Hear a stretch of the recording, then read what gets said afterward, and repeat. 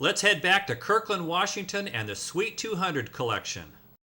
So Peter, on the Bugatti, that's the you go for a fun ride in that, you drive it yourself, but I can't imagine driving this yourself. You'd have to be driven in this car, correct? Absolutely. This is a chauffeur-driven automobile, and from those people that had wealth.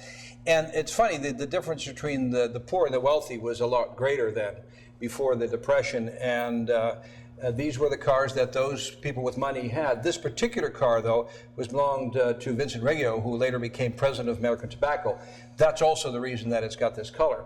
But it was, of course, chauffeur-driven. This was built in 1931. This was the end of Rolls Royce at the time, and because of the Depression that killed them.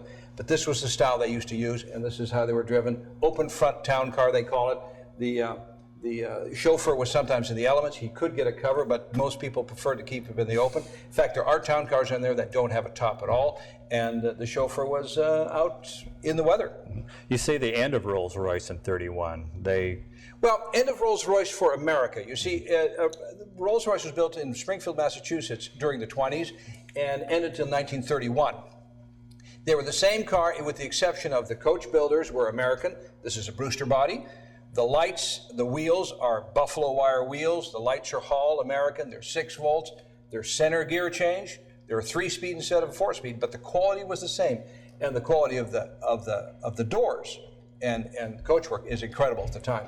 But that was the end, and the Depression killed them. It took a few years, and it was the end of that. And this was probably as fine an automobile as ever was built. One of the things that was really distinctive in this car is that door panel. I've never seen anything like that. Well, Lance, not only the door panel, the woodwork goes all the way in the cabinetry. There's a little decanter for wines in there. There's a cigarette holder, cigar holder. The other part of it is, if you find this little initials on the side of the window here, is VR for Vincent Reggio's initials on it in solid gold and diamonds. So the later model Rolls Royces, the British built, how the transition happened there? Well, what happened, this was going on at the same time that the Phantom 1, and this is a Phantom 1 Rolls Royce that was called the Phantom at the time until the Phantom 2 came out, was essentially the same chassis.